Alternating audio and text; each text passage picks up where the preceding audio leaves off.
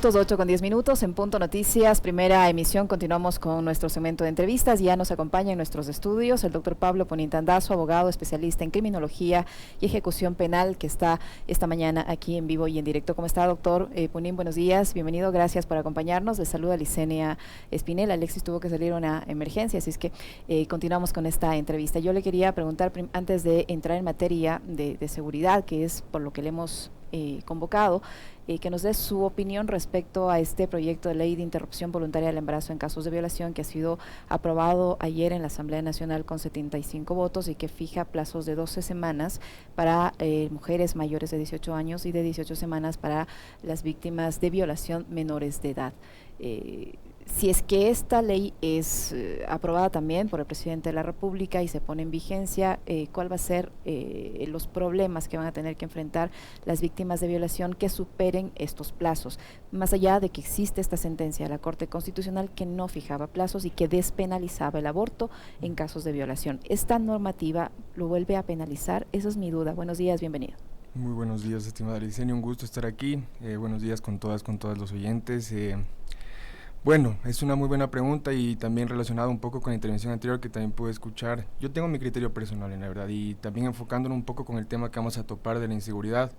Creo que todo se basa en un tema de una desigualdad estructural que tenemos en el Estado, ¿no? No podemos decir que Ecuador hoy por hoy es un país en el cual tenemos una igualdad económica, social, laboral, ¿no es cierto? Sino que al contrario, existen muchos obstáculos desde lo social que no nos permiten hablar de una sociedad igualitaria. Y creo que partiendo desde este punto, podemos retomar nuevamente el tema del aborto. Creo yo que el tema de los plazos, a mi modo personal de verlo, más allá del tema de la sentencia, ¿no? y de lo que pasó ayer, creo que yéndonos al fondo del problema como tal, hay que reconocer esta desigualdad, que no todas las personas, sobre todo las mujeres, no están en la misma situación, no están en la misma condición tal vez a veces de canalizar, de acercarse a un centro de salud, inclusive de conocer su situación. Mujeres que inclusive a veces tienen todos los medios para hacerlo, no conocen que se encuentran en una situación de embarazo, ¿no es cierto? Entonces, esto se complica mucho más aún en los sectores más vulnerables, en los sectores donde tienen más desatención. Entonces, sin duda, a mi modo de verlo, es un obstáculo grande, porque ¿qué pasa cuando una mujer llega a la semana 13, digamos, cuando no puede hacerlo, o a la semana 19? ¿Por una semana vamos a criminalizarla? ¿Verdad? Entonces es un problema más de fondo. Creo que la forma al final hoy en día es algo que se discute mucho. Hay muchos que van a defender que el tema de que sí se debe establecer ciertos requisitos legales, ¿no es cierto? Pero no hay requisitos taxativos, y creo que yo lo importante que hoy en día, y ya para entrar también al tema de la inseguridad, es que debemos hacer las preguntas incómodas. Creo que ya estamos en un punto en el que nuestra sociedad ha llegado a un momento en el cual ya necesitamos, más allá de cualquier esfuerzo, una voluntad política en querer cambiar las cosas, ¿no es cierto? Y a todo nivel social. Pero entonces las personas, las mujeres violadas que tengan un embarazo de 13 semanas y de 19 semanas en ambos casos, si deciden interrumpir su embarazo, no van a poder acceder al sistema público de salud ni al sistema privado, tienen que volver a acudir a los métodos clandestinos, y si se les descubre, ¿pueden ser penalizadas? Es que esto va a ser el problema totalmente, y es un límite, como usted bien lo menciona, el hecho de ya ponerse, es mi modo de verlo, ¿no es cierto? Es mi modo de verlo, el hecho de establecer límites, ya temporales sobre todo, ya condiciona que la actuación tiene que ser dentro de ese tiempo, ¿no es cierto? Y si no, posteriormente ya no va a tener con esta cobertura legal en la cual no va a ser criminalizada, y esto vuelve a tener este problema profundo. Y recordemos sobre todo, o sea, haciendo un ejercicio ya más reflexivo, ¿quiénes son al final quienes terminan siendo criminalizadas? ¿Quiénes tienen menos recursos, ¿no es cierto? Entonces, el fondo del problema sigue estando ahí. Vamos a seguir discutiendo el problema de embarazo de mujeres que no están en las mismas condiciones de acudir a centros médicos, que no conocen quizás ciertos canales a los que pueden acudir, y el problema va a seguir ahí. Entonces creo que esta discusión profunda que justamente estamos teniendo debería tenerse en los niveles legislativos, y sobre todo para poder ver qué solución se le da. Creo que es lo importante hoy en día.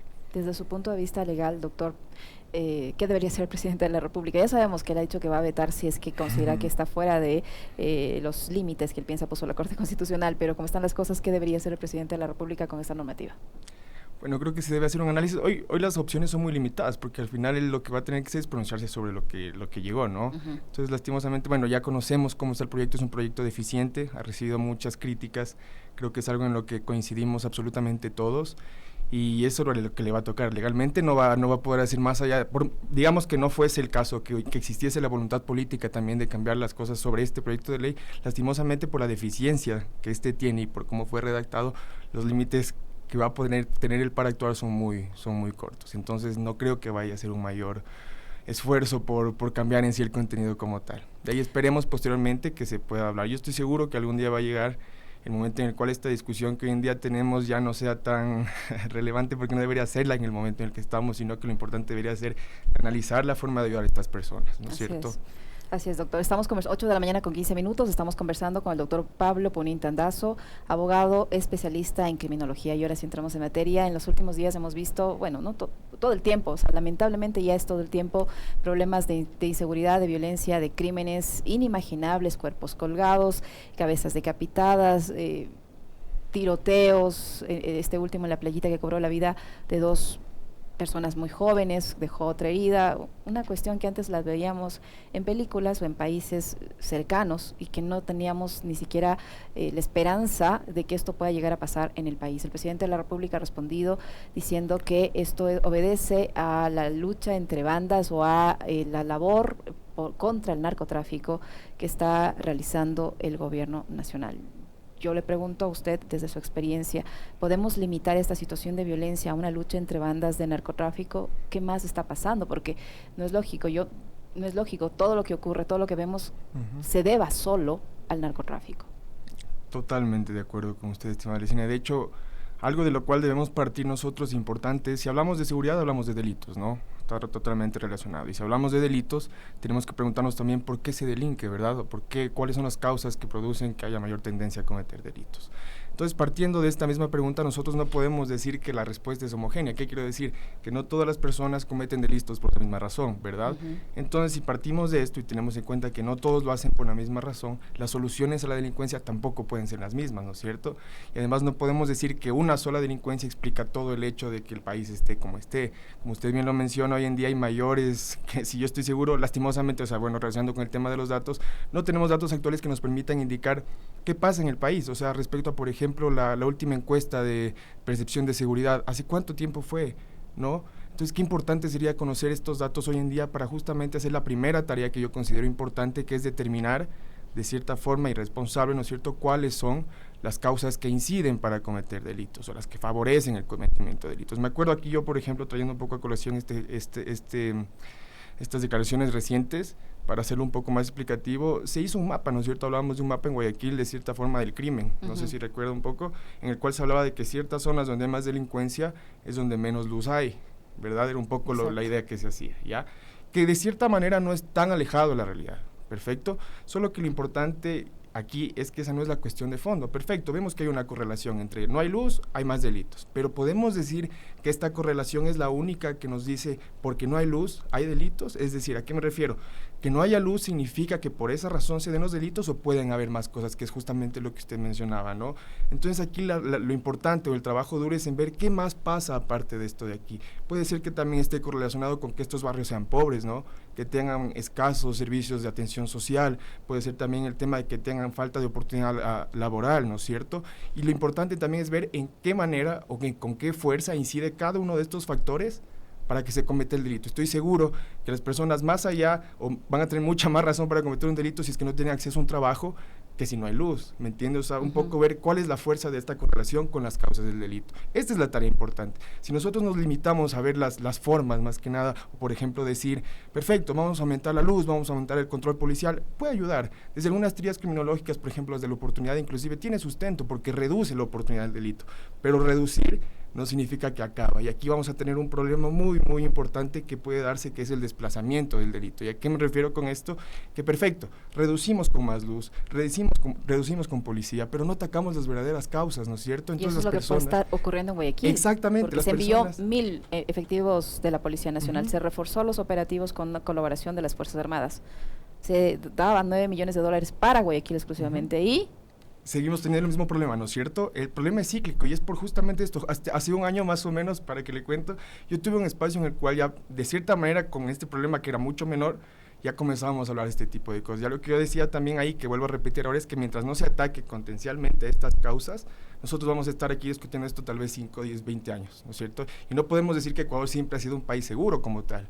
sino que ahora vemos el resultado de malas decisiones, justamente de política criminal que no ha tenido sustento técnico, de decisiones prontas, a veces simbólicas más que técnicas, y esto es lo que es el resultado de hoy en día. Entonces, si no nos hacemos este trabajo de ver el panorama completo, de recopilar datos, cifras que a veces nos ayudan para entender la delincuencia, para saber qué pasa. Por ejemplo, hoy en día nosotros, de las cifras que hay, ¿no es cierto?, que son limitadas, que son a veces inclusive de cierta forma un poco difíciles de entender, hay cosas claras. Por ejemplo, cuando vemos el tema de criminalidad de mujeres, ¿qué vemos en ellas?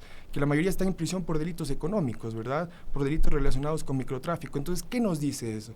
Nos dice que, a ver, entonces, de cierta forma nosotros estamos faltando ahí. Debemos equiparar la situación a las mujeres, ¿no es cierto? Darles más oportunidades laborales, más atención social, más ayuda, y vamos a ver cómo ya no van a tener que acudir o verse orilladas al delito para poder satisfacer sus necesidades sociales, ¿no es cierto? Muchas veces ellas son cabeza de hogar. Este ejercicio tan importante con las cifras, que estén claras, es el que deben hacer las autoridades para diseñar las políticas públicas. Si no se toma en cuenta que son distintos tipos de delincuencia, distintos grupos, distintas necesidades, las soluciones van a ser netamente simbólicas y vamos a seguir discutiendo, vamos a poder seguir reforzar el cuerpo policial, las actividades que pueden tener, reformar la ley penal las veces que queramos, pero el problema va a seguir ahí. Esa respuesta simbólica puede constituirse en esta ley de seguridad que está ya analizándose en la Asamblea, que se suma a otras en el mismo sentido que reposaban en la Asamblea y con las que, por ejemplo, el presidente de la República dice que le va a facilitar esta lucha contra la inseguridad en el país. ¿Qué tanto puede contribuir una normativa que está en la Asamblea, que puede ser aprobada cuando ya hemos visto en otros temas que una normativa no lo resuelve? Totalmente de acuerdo, totalmente de acuerdo. Y de hecho es el ejemplo más claro, lo dijo muy bien. La reforma penal, de hecho, hay muchísimos estudios, varias investigaciones que indican que justamente en estos, y tiene sentido, ¿no? O sea, si lo ve desde esta línea que les voy a poner a continuación, ¿no es cierto? Por lo general, se centra la atención en algunos problemas públicos, en asuntos públicos, en este caso la inseguridad, ¿no es cierto? Que es algo que está pasando hoy en día. Y este centro de atención que ha cogido la inseguridad requiere una respuesta. ¿Y de quién requiere la respuesta? De las autoridades, ¿no es cierto? Del gobierno, porque ¿quién es el que nos tiene que dar orden de seguridad a nosotros? El Estado, ¿verdad? Entonces, esta presión que ya comienza a verse en ellos, se traduce en el hecho de que ellos piensan o asumen que tienen que dar respuestas prontas y rápidas, ¿no es cierto? ¿Por qué? Porque si no es incompetencia, no están haciendo su deber, no están haciendo su trabajo. Y esta presión a la que a veces ceden les hace implementar soluciones simbólicas, como justamente la reforma de la ley. Y aquí cabe preguntarnos, ¿necesitamos justamente esta reforma legal? ¿No hay algunos, por ejemplo, instrumentos internacionales que nos indican cómo debe ser el uso progresivo de la fuerza? ¿No se pronunció ya, por ejemplo, la Corte Constitucional sobre a qué principios debe regirse el uso progresivo de la fuerza? Entonces, si ya tenemos de cierta forma un mecanismo legal, ¿no será la falla quizás, o será mejor, más apropiado dirigir los recursos y los esfuerzos a capacitar a las personas para que cumplan estas leyes, o a quienes deben ejecutarla, a que la respeten y a que sepan cómo usarla? Esa es la pregunta que deben hacerse un poco, y más que nada para tomar en cuenta, ver en cómo enfocamos los esfuerzos. Eso es importante, porque inclusive la reforma a la ley penal no es que sea del todo mala, puede ser buena, pero todo depende de cómo se le enfoque.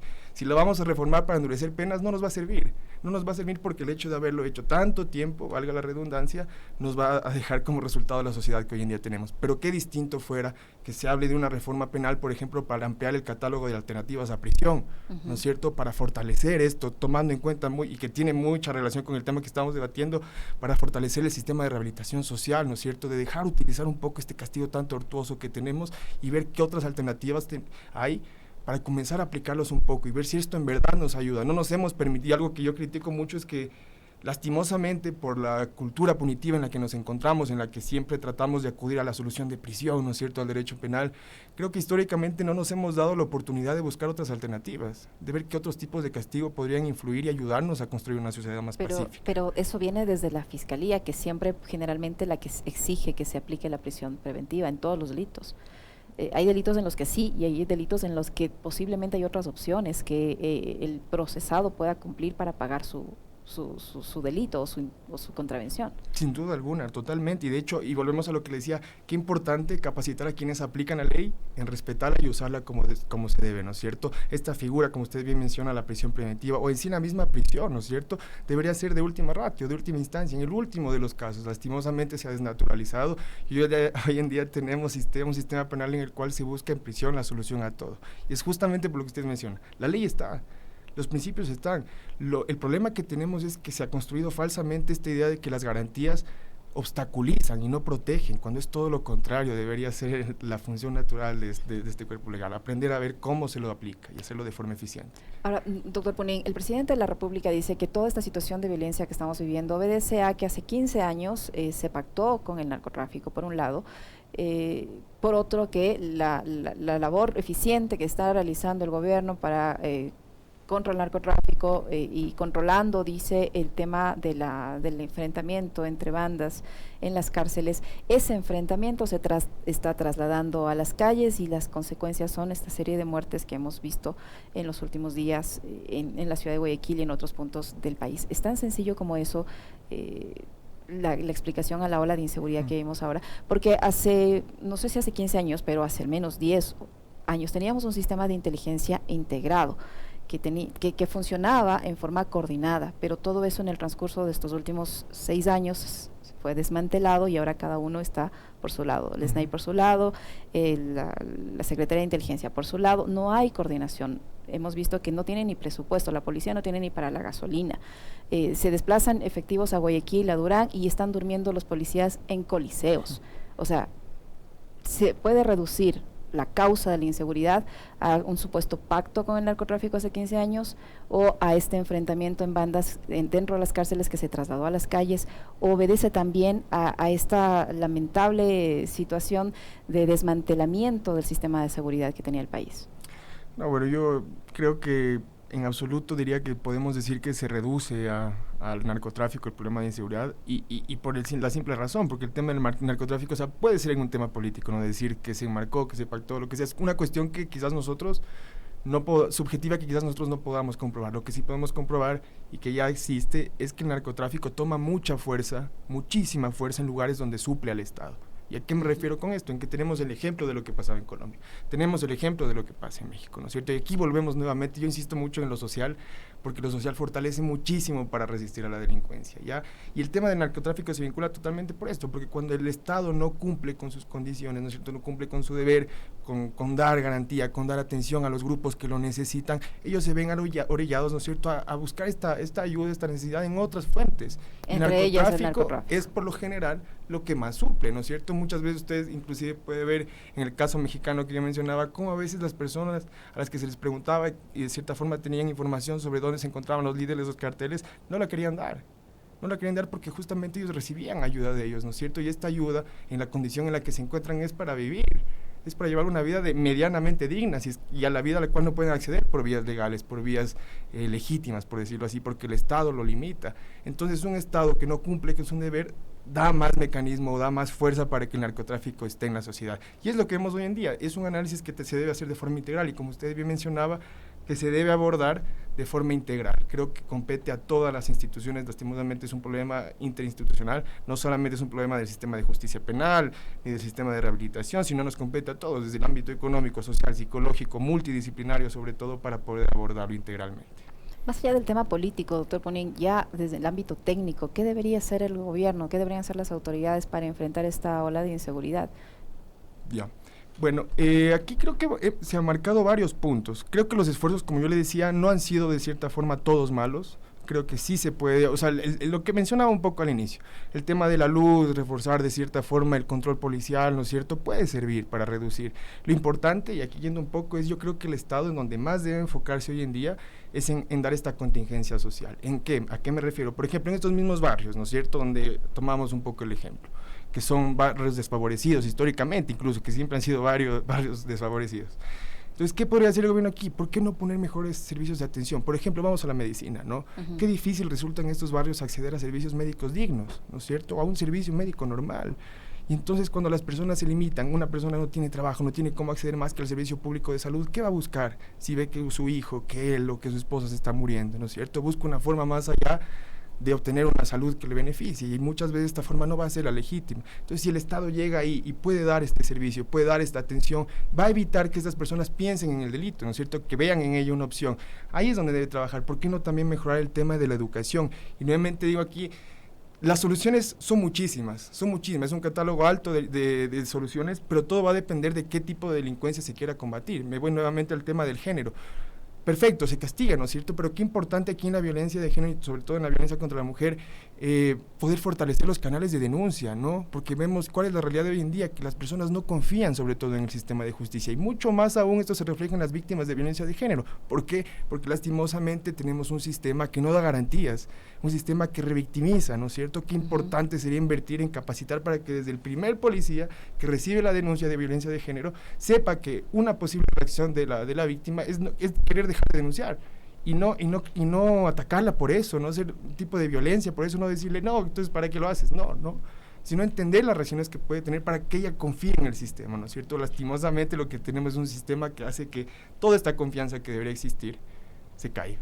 Y esto es muy importante porque si las personas no denuncian, si las personas no indican o no hacen conocer a la justicia lo que está pasando, no se pueden diseñar soluciones ante algo que no se conoce. Entonces es algo muy, muy importante.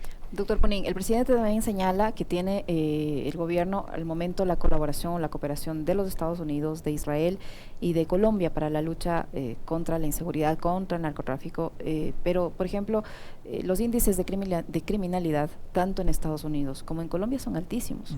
Entonces, yo no sé hasta qué punto ese nivel de cooperación en realidad nos ayuda a enfrentar esta situación cuando son experiencias que no son mejores que las nuestras. Tanto en Estados Unidos, Israel tiene mejores cifras, pero Estados Unidos y Colombia tienen cifras altísimas de criminalidad y de inseguridad. Entonces no sé hasta qué punto esa experiencia nos sirva a nosotros. Totalmente, y aquí el problema es el siguiente, que yo también lo creo. La cooperación internacional, o sea, sobre todo en temas de narcotráfico, es importante, ¿sí? O sea, es algo que se tiene que reconocer, es fundamental, porque cuando hablamos de narcotráfico hablamos de delitos transnacionales, ¿no es cierto? No es que es algo que se genere y acaba aquí en Ecuador, sino que muchas veces tiene una línea, ¿verdad? Y es importante, pero no es lo más importante, y es a lo que llevo un poco. Esto nos sirve para capturar, ¿no es cierto?, para seguir, para ver a quiénes están dentro del narcotráfico, pero no nos sirve para acabar con el narcotráfico porque aquí entra el factor social. Pero en esta parte de aquí, del seguimiento internacional, es muy fuerte, o sea, se debería, a mí me parece un esfuerzo bueno el hecho de establecer cooperación internacional, pero lo importante es delimitar y enmarcar en cómo va a ser este tipo de ayuda. ¿A qué me refiero? Dentro de los informes justamente que las Naciones Unidas emiten cada año para la lucha contra las drogas y el narcotráfico, ellos recomiendan, si no me equivoco, en el 2019, que una de las mejores formas de combatir como tal el fenómeno del narcotráfico es seguir la línea del dinero. Qué importante ver desde dónde empieza hasta dónde termina para dar con las cabezas, hacer en base a la cooperación que ya va a existir de forma internacional también, un seguimiento correcto a esto y dar con quiénes son. Pero aquí entra, el problema no se va a acabar, perfecto, capturamos a quienes están ahí. Pero si nosotros seguimos con un estado deficiente, va a haber personas que van a tener o van a verse en la necesidad de acudir nuevamente al narcotráfico y nuevas cabezas van a surgir, ¿no es cierto? Entonces el problema vuelve a ser cíclico. Entonces, puede ser una medida contingencial para perseguirlos, para dar una efectiva persecución, y esto se refuerza también con cuerpos especializados, por ejemplo, tomando en cuenta lo que pasaba en España, un poco con el crimen organizado, ¿no es cierto?, que hubo un apogeo de esto en los años 2000 bastante, inclusive con el narcotráfico. Ellos instauraron bastante, o sea, lograron combatirlo de forma eficiente con la cooperación, y también sobre todo con cuerpos especializados, tanto a nivel de persecución, como a nivel también legal para tratar los procedimientos. Entonces es importante los cuerpos especializados, pero sobre todo, y aquí para relacionar un poco con lo que yo mencionaba, ellos fortalecieron muchísimo lo social. Entonces es como que son cosas que tienen que ir de la mano. Exactamente. Doctor Ponín, sobre ese tema también yo le quisiera preguntar, las autoridades nos dicen cada vez que hay un decomiso de droga, que eso muestra la efectividad de la lucha contra las drogas. Mientras más toneladas de drogas se han decomisado, quiere decir que la lucha contra las drogas es efectiva. ¿Es así o no? Porque uno diría, o sea, ¿cómo entra tanta droga? Y vemos que detienen al conductor del camión o del contenedor, pero no a los líderes de las bandas que llevan esta droga o que involucran a esta gente en este tipo de delito. ¿Se puede medir la eficiencia de la lucha antidrogas por la cantidad de droga decomisada o qué nos muestra, qué realidad nos está mostrando eso? Que somos un país, porque a raíz del supuesto pacto de paz en Colombia no es que se ha detenido el narcotráfico sigue y eso nos está causando consecuencias, ¿no es cierto? Entonces, ¿se puede medir la efectividad de la lucha antidrogas por la cantidad de decomisada? Creo que es una muy buena pregunta, de hecho, y mi respuesta sería que no del todo, porque en realidad yo le podría decir lo mismo, ¿no?, bajo la siguiente lógica. En un país en el cual no haya tanto delito por drogas, más bien lo ideal sería saber que no hay tanta noticia de que se recoge, de que se está capturando drogas, ¿no es cierto?, sino ver que hay una reducción en tal. En cambio, el hecho de que haya cada semana nos dice que tal vez el problema sigue ahí. Exacto. Que sigue vigente, simplemente que no se conoce, o sea, la magnitud, y aquí es bastante importante, algo que muy importante en criminología y sobre todo en estos problemas, que es la cifra negra, que es decir, qué se denuncia, qué no se conoce, lo importante que es lo que no se conoce, qué se nos está quedando por fuera. Y yo creo que esto de aquí, más allá de cualquier cosa, evidencia que Ecuador tiene un problema muy profundo con el narcotráfico, creo que está muy enraizado aquí, y sobre todo yo creo que es una forma que prácticamente a nivel cultural hoy en día, sobre todo en los grupos vulnerables, se ha visto como una opción de salida para llevar una vida digna, lastimosamente. O sea, es la opción a la que se han visto limitados, y creo que hay bastantes formas difíciles de combatirlas, estructurales, pero lo importante es en enfocar los esfuerzos en hacerlo de una vez. Creo que hemos pasado muchísimo tiempo lanzándonos la pelota, diciendo, a ver, esto se ha hecho, esto se ha hecho, esto no se ha hecho, pero es momento de nuevamente, como lo mencionaba, ya hacer estas preguntas incómodas, de ver en qué forma quizás el Estado pueda tener el control del poder, de hacer estas preguntas incómodas, inclusive quizás ya hasta temas de legalización, ¿no es cierto? Por ejemplo, ver en qué ejemplos hay en otros países, en cómo lograron tener más control sobre el narcotráfico, inclusive sobre los consumidores, para ver cómo se logra ayudar a estas personas, dejar de criminalizarlas y no ir a propuestas un poco tanto populistas, ¿no? Como a veces se mencionaba el tema de vamos a combatir el narcotráfico eliminando la tabla de consumo. O sea, no entiendo yo ahí la relación que tiene que ver lo uno con lo otro. O con el porte de armas. Exacto, o sea, en verdad, y bien que lo mencione, porque ¿qué nos genera el porte de armas? Nos genera un nivel de violencia mucho más alto, y esto genera efecto de brutalización. Y por ejemplo, el hecho, yo soy muy reacio a la que se legalice el porte de armas, o sea, para todos, en ninguna manera, porque está comprobado, inclusive a nivel investigativo, que cuando el Estado acude a soluciones tortuosas, se genera en la sociedad un efecto réplica, y la sociedad también piensa que puede solventar los problemas de forma tortuosa o de forma punitiva, y no es la solución, sino si vamos a tener, si ese es el juego, entonces matamos todos, y no es la idea, ¿no? Para finalizar, doctor Ponín, ¿qué pasa con el sistema de inteligencia? Hemos visto en los últimos días que incluso hay minería ilegal, por ejemplo, ¿no? Donde están cercanos destacamentos militares. Y resulta que se filtra un video de minería aparentemente ilegal con máquinas enormes, y los sistemas de inteligencia no se han dado ni por enterados. ¿Qué está pasando con la inteligencia en el Ecuador? Creo que es muy importante, y aquí también nuevamente voy al tema de fondo que considero a mi opinión es en la capacitación, y eso también va mucho de la mano con un tema que también, no sin acusar obviamente a ninguna persona, pero creo que es algo muy latente aquí, que también se ve justamente en las cárceles, es un tema de hasta qué nivel hay complicidad, ¿no? Porque, y haciendo un poco la analogía, ¿no? Usted, ¿no es cierto?, me dice, me sorprende que pasa y esta cosa sin que se den cuenta, ¿no? Lo mismo yo digo yo cuando veo las noticias o cuando pasaban los incidentes en las cárceles, se veía todas las armas que tenían y decía, ¿cómo llega eso ahí? O sea, si uno llega a la prisión a veces ni siquiera la botella de agua, pues, o sea, no puedes entrar ni con eso, ni con monedas. Entonces, sí te lleva a cuestionarte, a decir, ¿cómo es que esto llega aquí? O sea, y te genera la duda, ¿no? De que exista cierta complicidad, de que se esté dejando pasar, y es un problema muy enraizado a nivel cultural que tenemos. Entonces, creo que se debe fortalecer en dar cierto tema de capacidad para que los ejecutores del sistema, no solamente de inteligencia, sino a todo nivel, puedan hacerlo de la forma debida. Muchísimas gracias, doctor Ponín, por su tiempo, por la información que nos ha proporcionado esta mañana, por el análisis. Al doctor Pablo Ponín Tandazzo, abogado especialista en criminología y ejecución penal, que nos ha acompañado en esta entrevista. Muchísimas gracias, doctor, muy amable. Muchas gracias.